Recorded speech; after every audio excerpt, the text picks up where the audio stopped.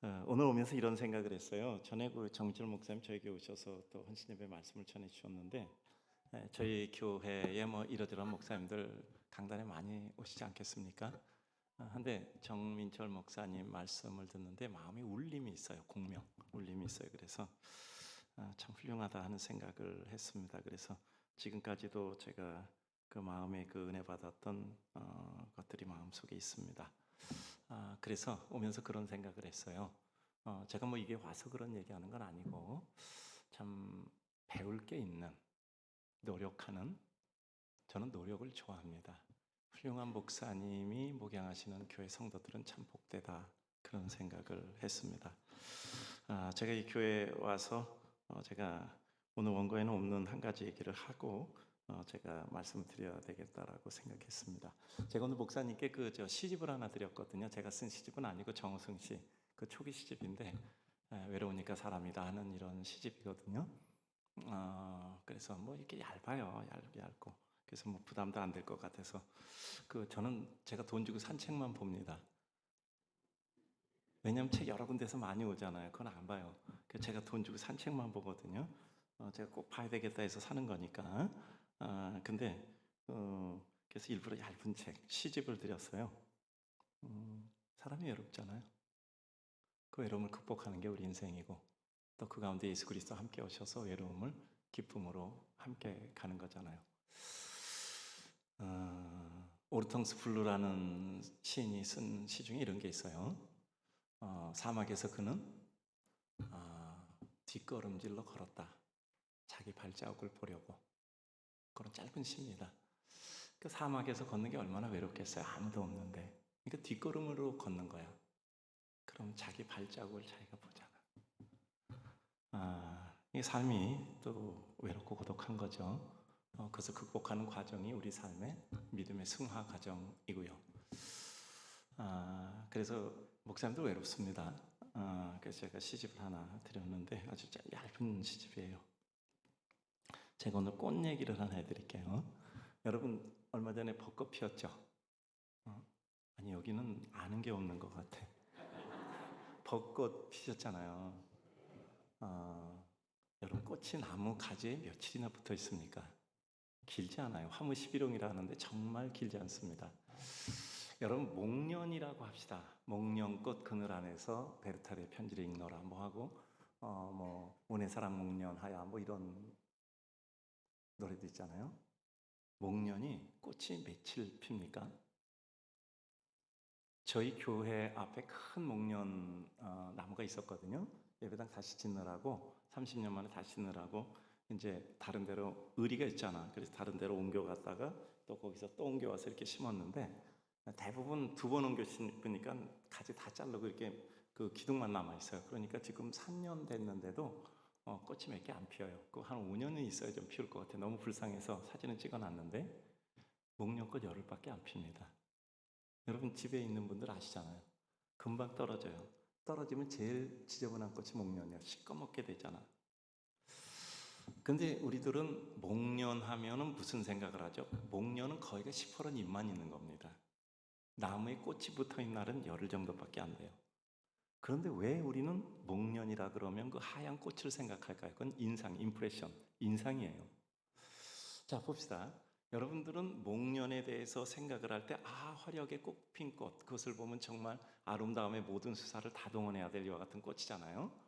그런데 목련은 열흘 동안 정도 그렇고, 나머지 날은 그 목련꽃이면 시퍼런 잎이 전체 나무를 덮는 거예요. 겨울에는 잎도 떨어지고, 그저 가지만 있고. 그런데 왜 우리는 목련하면 흰 꽃을 생각할까요? 그건 인상, 임프레션, 인상 때문에 그런 거예요. 그렇게 남아있는 잔재거든요. 우리의 삶은 그런 잔재를 가지고 인상을 가지고 살아갑니다. 요새 벚꽃 피었잖아요. 제가 참 저는 계절의 변화를 굉장히 예민히 느끼고 좋아하기 때문에 제가 매일 산에 가거든요. 매일마다 이 피어만큼씩 자란단 말이죠. 근데 꽃이 피는데 그 벚꽃도 우르르 피었다 끝나잖아요. 근데 벚꽃이 나무 가지에 있을 때만 예쁜가요? 나뭇가지에 있으면 정말 아름답잖아요. 여기도 그 벚꽃 있죠? 제가 이 교회 왔을 때 벚꽃 필 때 온 것 같은데, 저희 그 교회 옆에 공원에도 뭐 벚꽃이 만발하고 있습니다. 그런데 그게 나뭇가지에 붙어 있을 때만 아름다울까요? 아니에요. 바람이 불어서 꽃이 떨어질 때가 있습니다. 꽃보라가 치잖아요. 그것은 정말 절정의 아름다움이에요. 꽃은 나무에 붙어 있을 때만 아름다운 게 아니라 떨어져서 해체돼서 꽃잎이 흐를 때도 아름다워요. 근데 그걸로 아름다운 게 끝나는 게 아니에요. 그 꽃이 또 바람에 떨어져서 그 바닥을 덮을 때가 있어. 여러분 보시죠. 여러분 그 꽃이 바닥을 덮을 때 그때 또 아름답잖아요. 근데 그때만 아름다운 게 아니에요. 그때만 아름다운 게 아니라 가장 아름다운 건 뭔지 아십니까?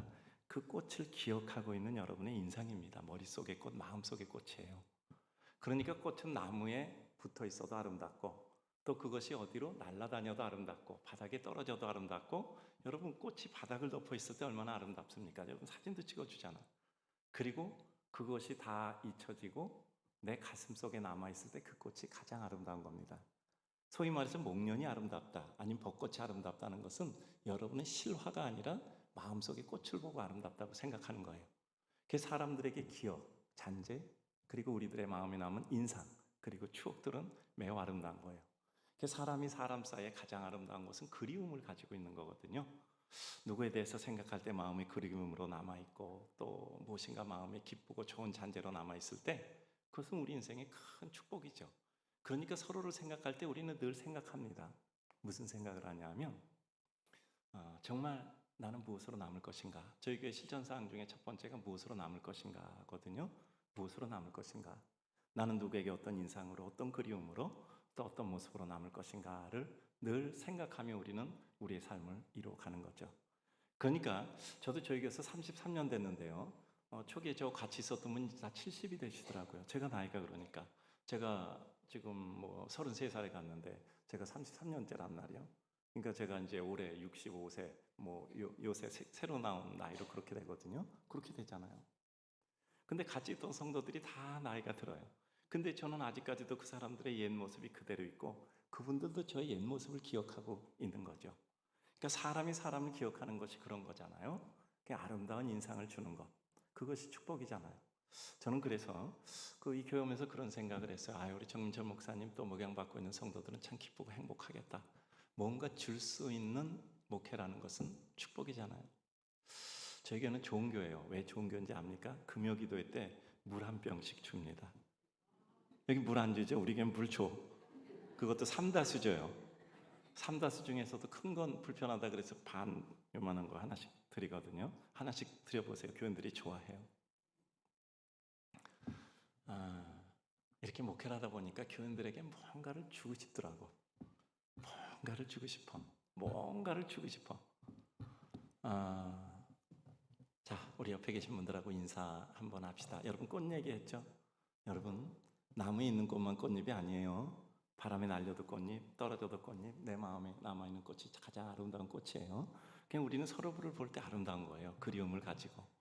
자, 옆에 사람 인사해 봅시다. 사랑합니다. 진심으로. 근데 여기도 보니까요. 내가 보니까 오후 예배 굉장히 많이 나오신 것 같아. 네, 굉장히 많이 나오신 것 같아요. 여기 있는 사람들은 서로 사랑하죠. 교회도 사랑하고 목사님도 사랑하고 성도들도 사랑하고 사랑하잖아요.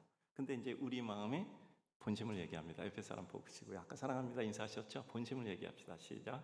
내 마음에 들 때까지만요. 인사합시다. 내 마음에 들 때. 아니 그거 아닌가? 사랑합니다. 내 마음에 들 때까지만요. 그렇잖아요. 여기서 벗어나는 사람이 있으면 손 들어보세요. 사람들은 모두가 사랑한다라는 것 자체가 어떤 한계를 가지고 있잖아요. 심지어는 저도 줄에 1000번도 넘게 했어요. 30년 줄에 쓰니까 뭐 거의 매줄 줄에 있잖아요. 그러니까 줄에 선 분들이 한 1000가 정도 넘더라고요. 근데 다 그래요. 사랑합니다. 내 마음에 들 때까지만요. 목사님과 성도들도 사랑합니다. 내 마음에 들 때까지만요. 성도와 성도들도 사랑합니다. 내 마음에 들 때까지만요. 그리고 뭐 가정에서도 그렇잖아. 내 마음에 안 들면 싫은 거야. 그래서 제가 저희 교인들한테 이런 얘기해요. 우린 뜨거운 사랑을 하지 말자. 운명적인 사랑을 하자. 아니면 부모와 자식은 서로 싫어져도 헤어질 수가 없어요. 구조적인 사랑을 하자. 그러니까 정말 불같은 사랑 별로 좋은 거 아닙니다. 식어지면 끝이야. 근데 헤어질 수 없는 사랑 구조적인 사랑이에요. 부모 자식은 헤어질 수 없잖아요. 부모 자식은 헤어질 수 없잖아요. 그러니까 너무 뜨겁게 하지 말고, 제가 요새 늘 하는 말이 있어요. 천천히 사귀시다. 천천히 사귀시다. 그래요. 뭐 이렇게 오면은 뭐 굉장히 그 또 뭐 급히 사귀고 싶어 하시는 분들이 있잖아요. 천천히 사귀시다. 그래요. 우리는요, 사랑합니다, 내 마음이 들 때까지만이요가 아니라, 이거는 이제 그렇진 않지만 의지적으로 인사해 봅시다. 옆에 사람하고 인사합니다. 사랑합니다. 지긋지긋하게 보기 싫어도 사랑합니다. 이제 그게 진짜 사랑이에요. 지긋지긋하게 보기 싫어도 사랑합니다. 헤어질 수 없어서 사랑합니다.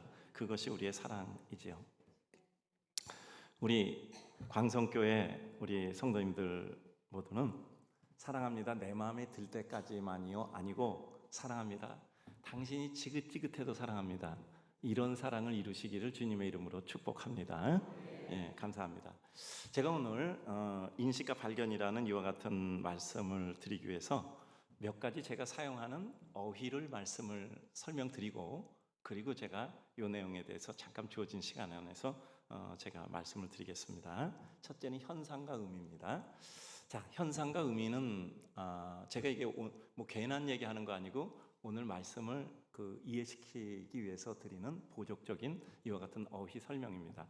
현상과 의미. 현상은 뭐냐면 바람이 불어요. 바람은 기압이 높은 곳에서 낮은 곳으로 흐르는 겁니다. 그러면 힘을 가지고 있어요. 바람이 불면 나뭇잎이 흔들린다, 가지가 흔들린다, 심하면 뿌리가 뽑힌다. 그리고 바람이 불면 뭐 간판도 심하면 떨어져 나가고 뭐 이런 거죠. 사람이 웅크리고 다니고. 이건 바람의 현상입니다.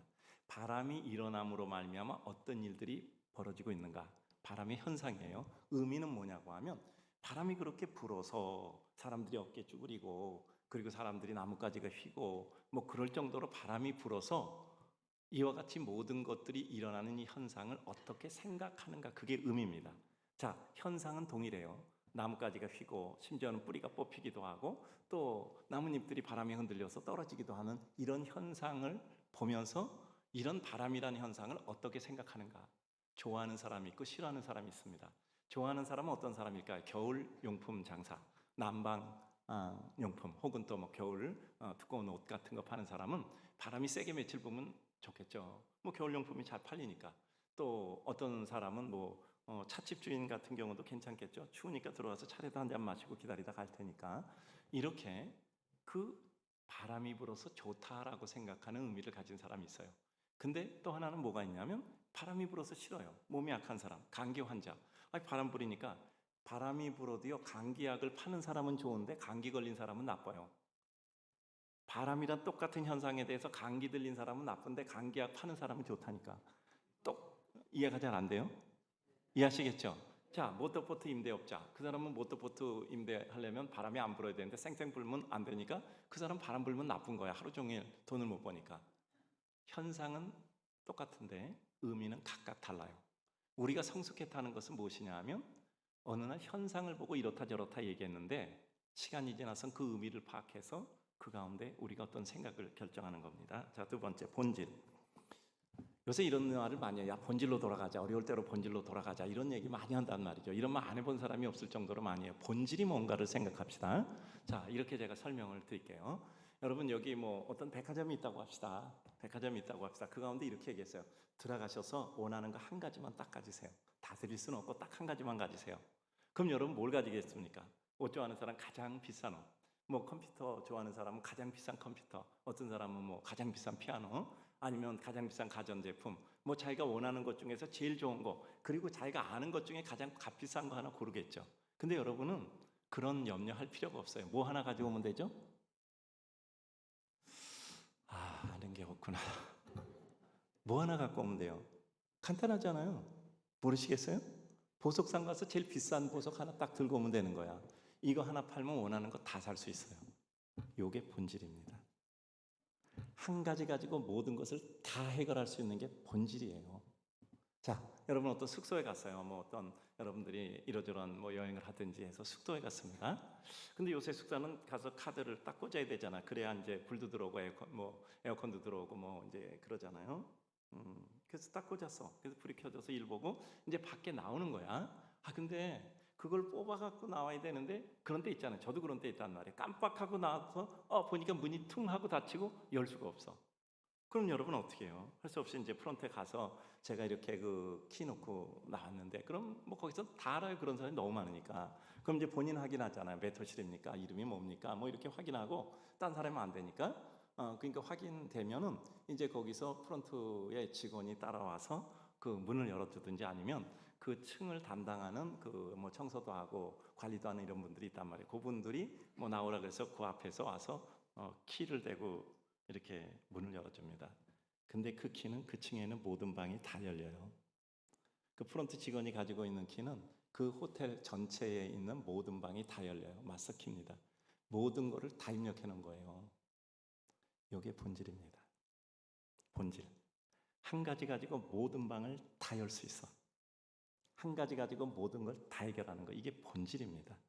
그래서 본질로 돌아가자는 거예요. 그래서 본질을 파악해야 된다는 겁니다.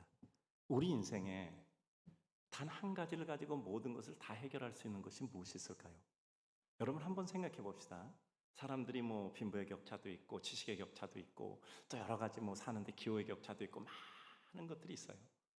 여러분 지금 이 상태에서 모든 것을 다 탕평해서 모든 것을 다 똑같이 다 모으고 흩어서 똑같이 해서 사람들에게 똑같이 10개씩 나눠줬다고 합시다. 그럼 모든 것이 공평해지겠죠. 그럴 수 있을까요? 모두가 10개씩 가진 상태로 그대로 다 공평하게 살까요? 천만에요. 절대 그렇지 않습니다. 일정 시간이 지나면 지금과 같은 똑같은 재편이 이루어집니다.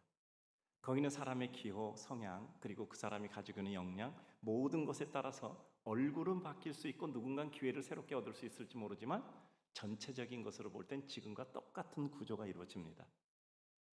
그래서 우리가 어떤 일을 이루는 데 있어서 도대체 우리 사람을 모두가 다 어떻게 행복하게 할 수 있을까? 전 정치 굉장히 어려운 것 같아요. 어려울 것 같아. 모든 사람이 다 기뻐할 수는 없는 것 같아. 이 사람이 좋아하면 이 사람이 싫어하고, 또 다른 사람이 기분 좋아서 난 기분 나빠. 이런 것도 있거든요. 그래서 저는 아무리 생각해봐도 모든 사람을 다 똑같이 기쁘게 할 수 있는 것은 오직 예수 그리스도밖에 없어요. 오직 예수 그리스도밖에 없어요. 슬픈 사람도, 기쁜 사람도, 그리고 많이 가진 사람도, 많이 가지지 못한 사람도, 많이 배운 사람도, 배우지 못한 사람도, 모두가 다 똑같이 기뻐하고 행복할 수 있는 것은 딱 하나예요. 예수 그리스도. 왜냐하면 예수 그리스도는 그 모든 것보다 더 크시기 때문에 그래요.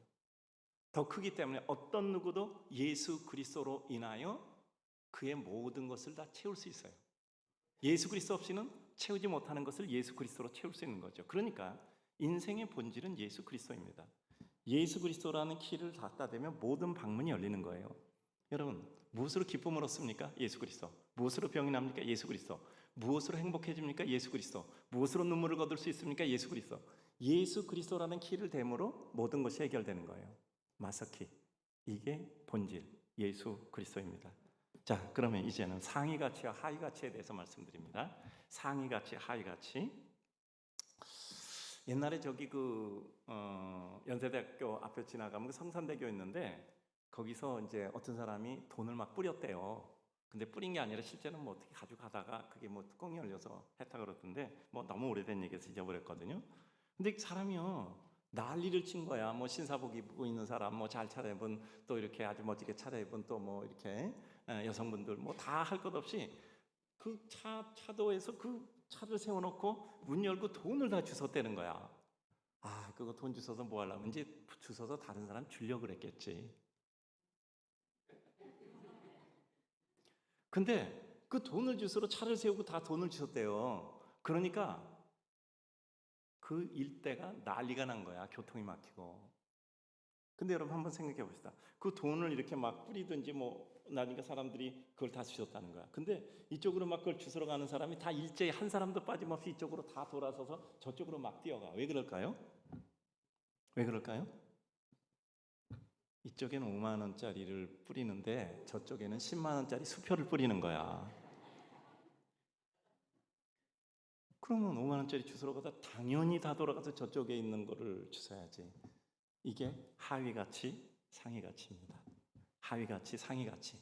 사람들은 상위 가치를 발견했을 때 하위 가치는 아무런 주저함 없이 놓고 상위 가치를 잡으러 가는 거예요. 우리가 예수 그리스도를 안다는 게 그런 거거든. 이전에는 내가 원하던 그 모든 것이 최고인 줄 알았는데 이제는 내가 예수 그리스도의 고성한 진리라니 이제는 그것을 더 이상 집착해야 될 필요가 없는 거예요. 이걸 놓는 데는 아무런 힘이 안 들어.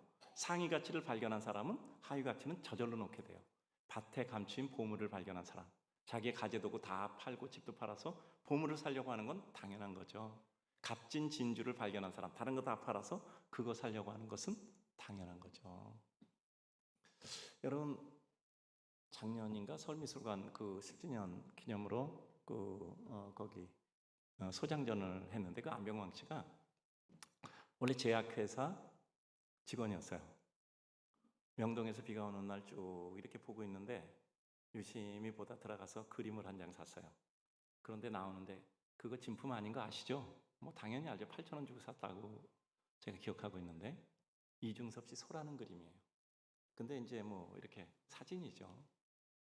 그분이 제약회사 나중에 회장이 됐는데, 뭐 제약회사 그렇게 큰 데는 아닙니다. 그거보다 그분은 미술 컬렉터로 아주 성공한 사람이에요. 우리나라의 가장 비싼 그림이 누구 그림인지 여러분 아시죠? 김한기 씨입니다. 1등에서 10등까지 중에 딱 한 개, 이중섭 씨 그림이 8인가 그렇고, 그 1등에서 10등까지 전부 김한기 씨 그림이에요. 근데 그 첫 번째가 우주라는 그림인데, 그걸 홍콩 그 경매소에서 130억에 구입을 했어요. 근데 보통 25% 정도 이렇게 비용이 드니까 160억 정도 될 것 같아요. 근데 이분이 그런 얘기를 이제 뭐 써 있으니까 보죠.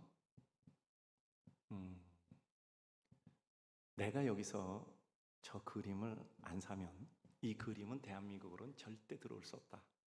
그래서 자기가 사명을 느끼고 그 그림을 샀다는 거야. 그 그림을 샀다는 거야. 그래서 이제 한국으로 들여왔죠. 그림이 커요. 커서 그 방 하나에 그 딱 그림 한 점 들어갈 수 있는 그런 큰 그림이거든요. 근데 뭐 그게 점묘하잖아요. 점으로 찍은 거. 그런데 그러면서 그 그림을 사기 위해서 다른 걸 팔고, 심지어는 마네모네 그림까지 다 팔아서 그 그림을 샀다. 왜냐하면 그 그림이 이제 다른 사람이 사면 한국으로 그 그림은 절대 못 들어오니까, 이제 그때는 뭐 그림이 또 워낙 비싸 있겠죠. 그래서 그림을 샀다 그래요. 여러분, 상위 가치라고 생각했던 거 아니잖아요. 그러니까 자기가 그렇게 애장했던 그림을 팔아서 그 그림을 사는 거예요. 우리의 삶 가운데 여러분, 여기 깜깜하게 불 꺼져 있다고 합시다. 누가 촛불 하나 켰어요. 그럼 촛불 밑에 모여서 책도 보고 얼굴도 구별하고 바느질도 하겠죠. 근데 갑자기 이런 불이 탁 들어오거나 햇빛이 딱 들어오면 촛불은 아무 의미가 없어. 후 하고 불고 사람들이 이제 빛 가운데 살아갈 겁니다. 촛불 하위 가치, 그 빛은 상위 가치. 우리 삶 가운데 상위 가치를 발견하면 하위 가치는 미련 없이 놓는 겁니다. 오늘 그 얘기가 나오고 있는 거예요.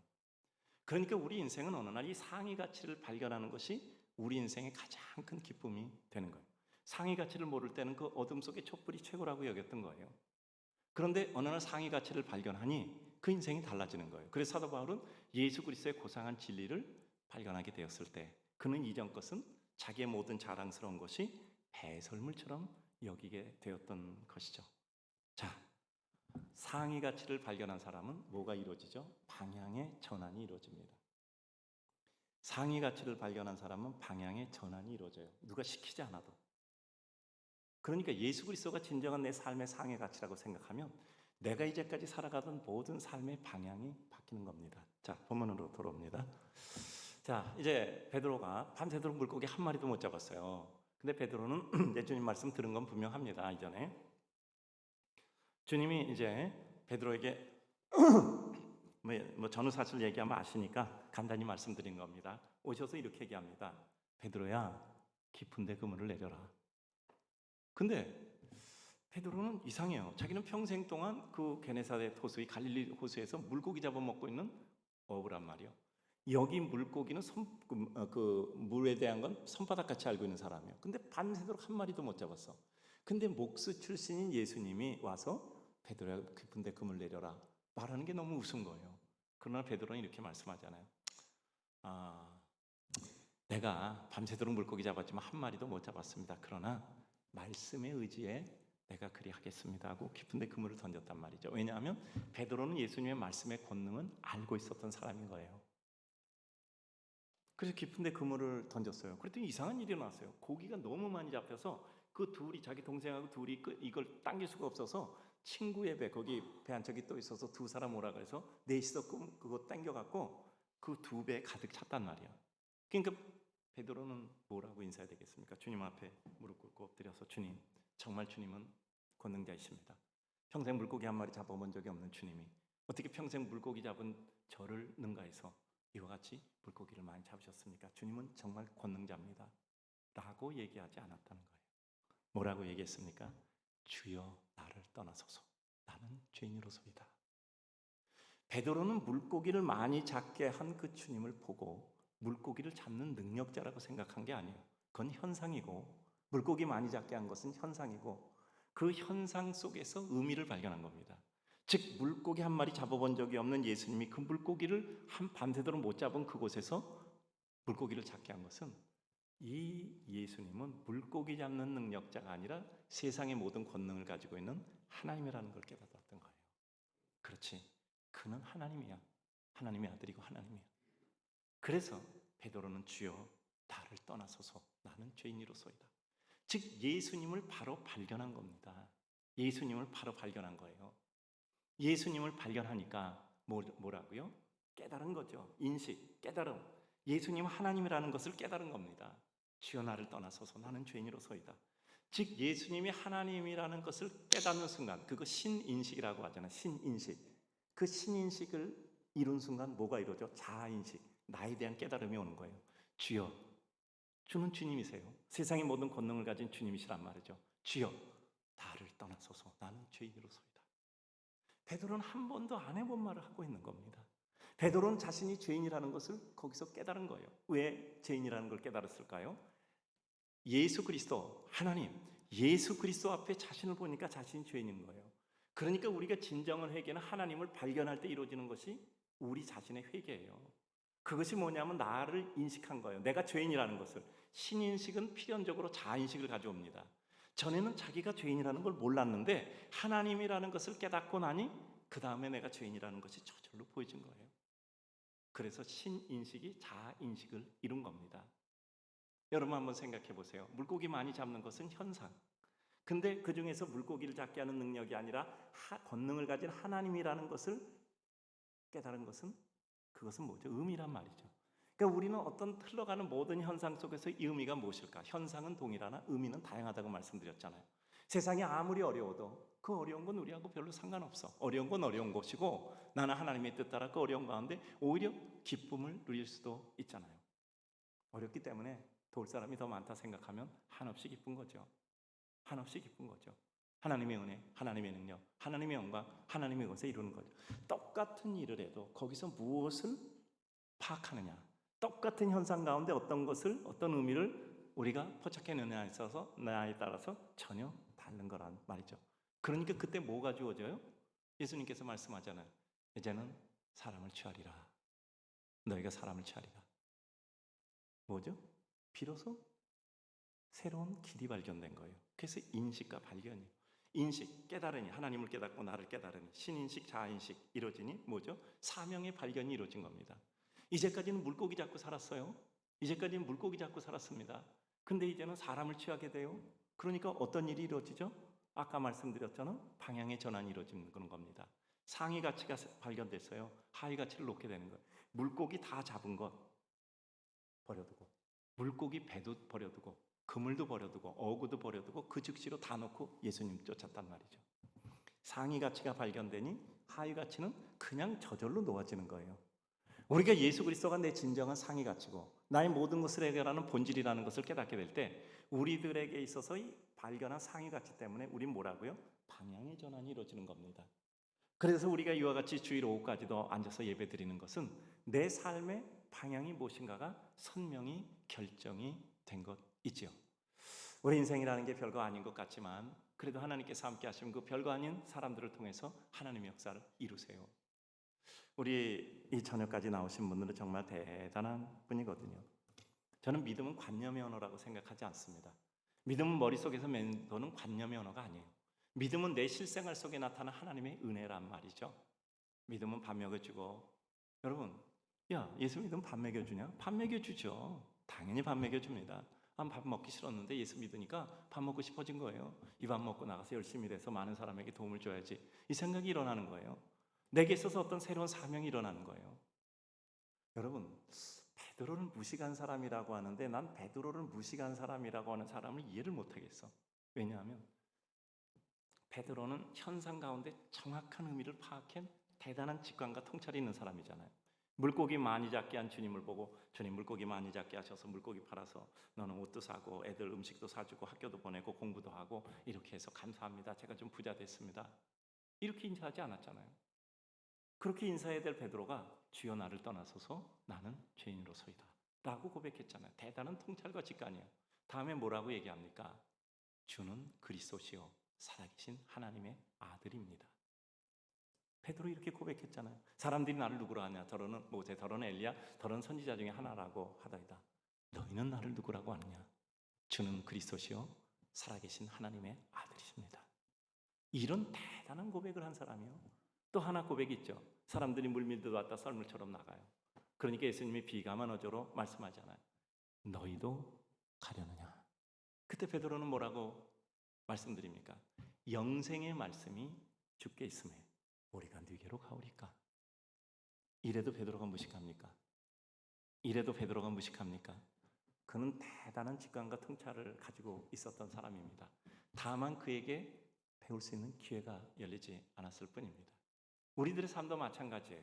우리가 어느 날 하나님의 은혜로 우리가 개화되는 순간이 있습니다. 제가 전에 좀 저녁에 기도하고 싶더라고. 근데 이 목사라는 족속이 그래. 자기가 기도하려면 근거를 삼아서 교인들을 끌어내서 같이 기도하려고 그래. 억울하니까 그런지. 그래서 난 저녁에 좀 기도하고 싶어서 그래서 내가 저녁 기도를 한번 만들었어요. 8시에. 그래서 새벽 기도 못 나오는 사람들 저녁 기도 나와라 그랬더니 새벽 기도 나오는 사람이 또 나오더라고. 저녁 기도도 많이 나오지는 않는데 제가 좀 기도하려고 그래서 이렇게 기도하고 저는요 성도들이 막 기도한 얘기 들으면 그 바다에 가면 그 파도 소리가 쫙 갖고 들어왔다 나가는 것처럼 마음이 그렇게 시원해요. 그리고 왠지 모르게 힘이 나. 성도들이 쫙 오면 그냥 제가 마음이 그렇게 힘이 나고 시원해지는 것 같아요. 그래서 저는 성도들하고 기도하는 거 좋아해요. 그런데 이제 이렇게 지나서 여름이 됐어요. 근데 제가 저는 이렇게 목사님들 그렇잖아요. 제가 별로 이런 거 안 사잖아요. 보면 또 이렇게 때 되면 또 하나씩 또 이렇게 또 교회에서 구해주고 또 그러니까 또 이렇게 하나씩 또 이렇게 입고 있는데 그리고 입을 기회도 없고. 근데 이상하게 제가 산 옷이 하나 있습니다. 이게 흰 면으로 된 건데 이렇게 재킷이에요. 그러면 이렇게 하고 둘둘 말아서도 입고 근데 되게 시원해 보이는 것 같아서 제가 그거를 하나 가서 샀어요. 딱 한 번 입었어. 그리고 옷장에 걸어두고 입을 기회가 없네. 맨날 양복이나 입고 신방이나 가고 가는데 어디 입을 기회가 있어야지. 그래갖고 그 옷장에 놔뒀는데 한 5년 놔둔 것 같아. 한 번도 안 입고. 근데 저녁 기도하는데 맨날 양복 입고 그래도 올라가서 넥타이 메고 올라가니까 좀 그래. 제가 요새는 좀 편안하게 합니다. 제가 또 폴라티도 입고 올라도 가고 그러는데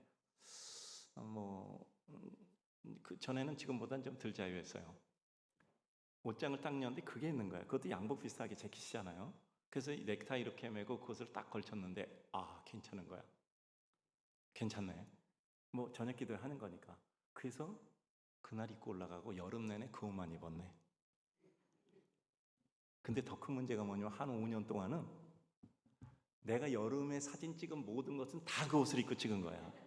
수련회 가도 선교 가도 하다못해 줄 때쯤 학위 졸업식 갈 때도 내 그 옷을 입었더라고. 시원하고 좋으니까. 마르고 닳도록 입었어. 그랬더니 여기 솔기가 좀 그래. 그랬더니 우리 교구장님들이 그거 보고 아예 안 돼요 목사님. 그러더니 똑같은 옷을 하나 또 갖다 줬어. 그래서 그건 내가 산 게 아니고 그분들이 갖다 줬는데 그러니까 지금 입고 있는 옷은 옛날 옷이 아니고 그건 다른 옷이에요. 옷의 입장에서 생각해 봅시다. 제가 지금도 있잖아요. 옷은 5년 동안 깜깜한 옷장에서 한 번도 빛도 못 봐. 한 번도 빛도 못 봐. 우리 주인은 언제나 나를 또 사용하나. 근데 당연히 버리지는 않았어. 그 옷장에서 5년 동안이나 거기 갇혀 있는 거야. 사서 입지도 않고 한 번 입고 거기다 놨는데 어떻게 버려? 그랬더니 어느 날 옷장에서 그 옷을 딱 들더니 밖에 빛의 세계로 나오는 거야. 그러더니 마르고 닳도록 사용하시는 거야. 이게 우리 믿음의 백성 아닌가요? 어느 날 나는 빛도 못 보고 내 인생 언제 내가 원하는 거 이뤄본 적이 있나? 나는 얼마나 어두컴컴한 데 살았고 얼마든지 난 내가 원하는 것을 하지 못했고 나는 남들 한 번 시험에서 받는 거 나는 3번씩 4번씩 가야 겨우 뭐 재수 삼수 장수해서 들어가고 장수라는 말 모르죠? 재수도 하고 삼수도 하고 뭐 더 이상은 장수라고 불러요. 그 나는 다른 사람 한 번 시험에 붙는 거 나는 뭐 7번 8번 봐서 시험 되고 뭐 이런 사람들 꽤 있어요. 근데 문제는 뭔지 아십니까? 어느 날 문득 들어쓰임 받는 거예요. 어느 날 문득 기다렸던 만큼, 여러분 총량의 법칙 알죠? 기다린 만큼 사용되는 겁니다. 기다린 만큼 사용돼요. 답답했던 만큼 혹해지는 거고 유쾌해지는 거고요. 총량의 법칙이에요. 기쁨의 잔이 차면 슬픔의 잔이 차고 슬픔의 잔이 차면 기쁨의 잔이 차오르는 겁니다. 그래서 저는 언제든지 그런 생각을 가져요. 우리 인생에 딱 한 가지 단어를 고르라. 저는 거침없이 인내라고 저는 꼽습니다. 기다리는 겁니다. 기다리는 거예요. 그 기다림이 결국 우리를 어느 날 문득 들어쓰임의 순간으로 놓이게 합니다. 시간이 없네. 제가 그럼 이런 얘기 해드려요. 일본의 3대 리더십이 있어요. 하나 오다 노부나가, 두 번째는 도쿠가와 이에야스, 도요토미 히데요시, 세 번째 도쿠가와 이에야스가 있거든요. 이 사람들이 이제 막부 지도자가 되는데 세 명의 리더십의 특징이 각각 달라요. 이제 오다 노부나가는 그 조총을 발견한 사람이잖아요. 대포 조총을 발견한 사람인데, 그러니까 무대포로 나간다 그러죠. 대포 없이 조총 없이 그냥 무작정으로 오는 거 딱 오다가 사거리 오면 땅 싸서 한꺼번에 다 일격에 퇴치하는 거거든요. 이 사람은 힘으로 해요. 그리고 그 다음에 도요토미 히데요시, 이 사람은 지략이 뛰어나고, 그 다음에 도쿠가와 이에야스는 대단한 인내 사람입니다. 그러니까 이런 얘기를 해요. 두견새가 울지 않으면 어떻게 하겠는가? 일본의 이제 3대 리더십의 유형이죠. 그러면 이 오다 노부나가는 죽여버린다. 안 울면 죽여버린다. 그 다음에 도요토미 히데요시는 울게 한다. 이 도요토미 히데요시는 어떤 사람이냐면요, 주인이 10,000원을 줘요. 시장 가서 뭘 사오라 그러면 늘 20,000원어치를 사와요. 그러니까 주인이 심상치 않게 보는 거야. 한두 번도 아니고 저 사람은 왜 10,000원을 주는데 20,000원어치를 사올 수 있는 능력이 있을까? 범상하지 않게 보는 거죠. 왜 그런지 아십니까? 그 사람은 10,000원에 자기 돈 10,000원을 넣어서 물건을 사오는 거예요. 주인의 마음을 사는 겁니다. 주인의 마음을 사는 거예요. 투자를 할 줄 아는 사람이요. 지략이 있죠. 그러니까 다른 사람 다 10,000원어치 하는데 저 사람 주기만 하면 20,000원어치 사와. 능력이 있구나. 주인에게 인정을 받는 거죠. 그러니까 이 사람은 두견새가 울지 않으면 울게 만든다예요. 근데 마지막 도쿠가와 이에야스는 어떻게 하죠? 울 때까지 기다린다예요. 울 때까지 기다린다. 막부에 통일을 해서 쇼군이 된 사람은 이 도쿠가와 이에야스입니다. 기다리는 사람을 당할 자가 없어요. 기다리는 사람은 누구도 못 당합니다. 끝까지 기다리는 거. 저는 그래서 우리 인생에 딱 한 가지 단어를 꼽으라면 저는 인내라고 생각합니다. 기다리는 거예요. 하나님의 때를 기다리는 겁니다. 모세는 40년 기다렸어요. 40년 동안 사용된 겁니다. 모세는 가나안에 못 들어가잖아요. 그러나 광야에 묻혀서 하늘의 별, 광야의 별이 된 겁니다. 오늘 제가 그런 말씀을 드렸습니다. 믿음은 관념이 아닌 생활 속의 언어예요. 그러니까 우리가 봅시다. 어떤 원리, 때우리 원리가 있어요. 사람은 교과에서 원리를 읽고 그대로 삽니까? 그대로 못 살아요. 그것이 이루어지는 실천적 상황, 프락시스라고 얘기해요. 실천적 상황이 있어야 원리가 입증되는 겁니다. 우리 믿음의 사람은 성경에 어떻게 써 있다 이걸 전하는 게 아니라 성경이 있는 내용을 우리가 살아서 성경에 있는 내용이 사실이라는 것을 입증해 주는 사람이에요. 그래서 그들이 눈에 보이지 않는 하나님을 믿을 수가 없으니 우리를 보고 하나님을 유추해 하나님 앞에 나오도록 하는 사람이죠. 저는 믿음은 굉장히 실제적인 언어라고 생각합니다. 기도하면 기다리고 기도하면 그것이 하나님 앞에 이루어지는 실제예요. 그것을 통해서 하나님은 끝까지 응답하신다는 걸 우리는 우리의 삶을 통해서 그 원리를 터득하게 되는 거죠. 우리의 삶 가운데서 우리 믿음이라는 것은 결국 우리의 삶의 체험을 통해서 하나님의 말씀의 정당성을 우리는 지지하는 이와 같은 일을 하는 거죠. 하나님 말씀은 스스로 운동력이 있어요. 그러나 우리를 통해서 인생들을 설득해가는 거죠. 저는 그래서 교회는 말씀의 권위가 있기 위해서는 그 성도들이 말씀대로 사는 삶이 있어야 되는 거예요. 그러니까 이렇다 저렇다 주장하는 것이 교회가 아니고 그것을 삶으로 살아내는 게 하나님의 백성의 삶이라고 생각을 합니다.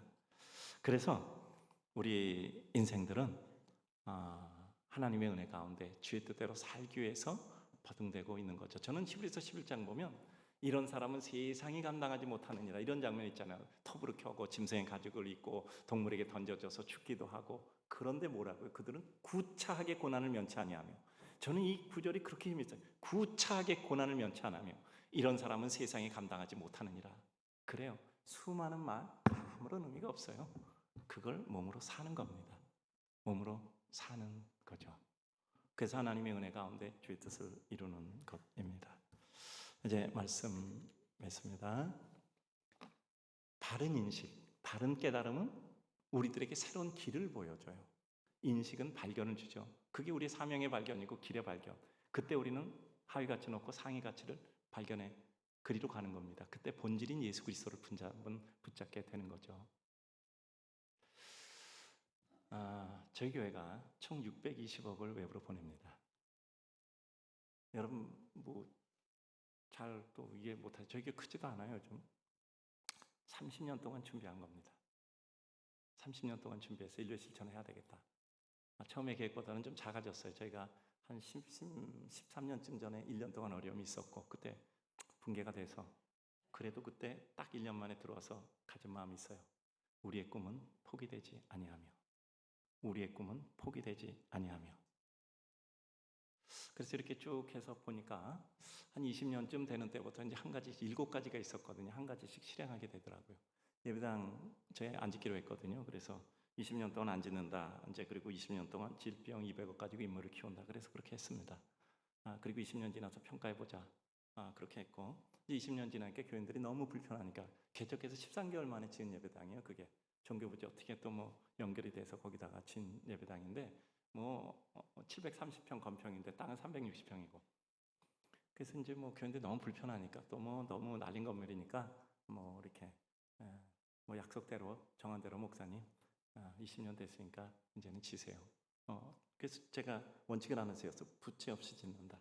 돈을 다 모았어요. 몇 년 동안. 그리고 다 지었어요. 제가 하려고 하는 게 있어서. 그러니까 예배당 180억 들여서 지었는데 이제 1750평 정도 돼요. 건평은 360평, 땅은 360평이에요. 조그매요. 저는 180억 집만큼 밖으로 보내려고요. 그래서 이제 딱 이 땅 한 땅 동시에 같이 있습니다. 그리고 바로 한두 주일 있다 당에 모집해서 선교사를 돕도록 하겠습니다. 제가 그때 고민했어요. 장학금으로 그것을 할지, 선교사를 도울지, 그 아니면은 또 청신대에 건물 하나 지어줄지 고민하다 지금은 연금이 필요한 시대입니다. 그래서 오랜 고민 끝에 이제 연습을 했죠. 교인들에게 이제 당에서 이제 모든 건 당에서 먼저 얘기해야 되니까 우리가 선교사 1000명을 도우려고 하는데 일단 500명부터 돕도록 하겠습니다. 500명 돕는데 120억이 들어요. 선교사 1000명도 없고 그것도 일정한 연령이 돼야 되니까 30년 이상 연금 받게 되니까 그랬더니 장로님들이 좀 의아해. 500명이라니까 숫자가 많은가 봐. 그래서 제가 설명을 하고 저는 이런 거 볼 때 한 분씩 얘기하라 그래요. 근데 한 분씩 얘기하고 제가 이렇게 보면 다 좋다고 얘기하시더라고. 그럼 그렇게 합시다. 결정해서 바로 진행했어요. 그리고 500명은 이제 그분들이 500명이 더 차게 되기 위해서는 5년 정도 걸린다 그러더라고요. 요새는 5년이 아니라 5년 걸려도 이제 200명도 안 나올 것 같다 그러더라고요. 선교사가. 근데 해야죠. 그러고 이제 또 우리는 항상 균형을 맞추거든요. 균형을 맞춰. 사회 오피니언 리더, 사회 지도자, 그 다음에 건전한 시민, 바닥에 떨어질 사람 끌어올려서 평범 수준까지 올리는 것. 그러니까 선교사님들은 말하자면 대단한 인재잖아요. 근데 그렇지 못한 분들 있잖아. 우리 섬마을 또 낙도 이런 데서 가면 그 섬마을에 계신 분들 평생 교인 30명도 목회할 수가 없어. 그러다 끝나는 거예요. 마을에서도 가장 어려운 분들이 돼. 하나님은 효율도 있지만 긍휼도 있어요. 아니 그분들은 은퇴해서 아무것도 할 수가 없는 분이야. 그래서 똑같이 등가로 1000명씩 하니까 2000명이 되더라고. 그러니까 480억이더라. 하면 돼요. 요즘 어렵다고 하는데 저희는 어려운 게 아무것도 없었어요. 아무것도 없었습니다. 그래서 뭐 세브란스 한동대 또 총신대 장학금 또 기부하고 그다음에 신학 청소 만드는 거 또 저희가 25년 동안 총 30억 투입해서 신학 청소 150건 만드는 거 저희 지금 진행하고 있고 그다음에 분중문화재단 세워서 문화인재 양성하는 거 저희 진행하고 뭐 그러니까 지금 보니까 다 됐어요. 나머지 연금은 이제 끝까지 가야 되는 거니까 지금 저희가 연금을 드리는데 저희 교인 요새 몇 명 모이는지 아십니까? 1,500명 정도 주일 낮 예배 드려요. 많이 모이면 1,700명, 적으면 1,400명도 참석하고 딱 한 번만 저희 광고합니다. 딱 한 번 광고해서 딱 한 번만 광고합니다. 한데 그 1년분 6억 그게 그 자리에서 3년째 모이고 있습니다. 딱 한 번. 제가 왜 한 번이냐고 하면 제 모든 게 논리가 있어야 되거든요. 우리가 한 번에 이것을 작정해서 내야 다른 곳에서 쉽게 결정을 할 수 있다. 여기 진 틀어서 하면 안 된다. 그냥 웃으면서 떠들면서 재밌게 하자. 딱 한 번. 근데 정말 3년 동안 딱 한 번이었어요. 딱 한 번입니다. 올해는 저희가 10년 뒤에 있는 걸 위해서 미리 좀 준비하는 게 있어서 계속 더 하거든요. 그래서 남는 거 해서 이제 10년 뒤에 내드리기 위해서 올해는 제가 700명분을 좀 해달라고 했거든요. 근데 그것도 역시 한 주에 끝났습니다. 명분 있고 가슴에 뜨거운 불이 있고 그리고 감사가 있으면 딱 한 번에 끝나요. 우리 교회 요새 1,500명 모인다니까요. 옛날엔 저희 교회 한 7,000명 모였습니다. 가장 많이 모일 때. 그래도 보통 한 6,000명 정도 모였어요. 근데 뭐 교회 한 번 어렵고 그런 다음에 또 저도 이제 제가 생각하는 적정 인원이 있거든요. 저희 교회는 조금 있으면 교인 정원제로 할까 생각 중이에요. 그래서 원래는 빨리 오셔야 돼. 제가 왜 그렇게 됐는가 말씀드릴게요. 교회 개척교회 때 충신대에서 장학금을 좀 보내달라고 하더라고. 100만 원만 보내달라고 그러더라고. 뭐 개척교회인지는 모르고 아니 전화했겠죠. 그래서 제가 교회에 얘기했어요. 100만 원 보내지 말고 1,000만 원 보내라. 개척교회 때 100만 원 보내는 이 교회는 죽을 때까지 100만 원 보낸다. 돈이 없대. 빌려서라도 보내라. 그래서 1,000만 원 보냈어요. 그랬더니 전국에서 제일 많이 보냈다네. 그 다음부터 조금 있다 1억 원씩 10년 보냈어요. 그때 100만 원 보냈으면 분당 중앙교회는 끝이야. 평생 100만 원 보냈을 거야. 저는 우리 성도들에게 이런 얘기를 해요. 이전에 한 기도 잊지 말라. 30년 전에 한 기도, 50년 전에 한 기도, 10년 전, 20년 전, 혹은 10년 전, 5년 전에 한 기도 잊지 마라. 끝까지 기도하라. 왜냐하면 우리는 기도 제목을 잊어도 하나님은 잊지 않는다. 저도 보니까요. 정말 13년 전에 그런 어려움이 있었는데도 불구하고 되네요. 물론 규모는 좀 줄어들었습니다. 되더라고. 근데 저는 그 마음이 제일 중요한 것 같더라고. 우리의 꿈은 포기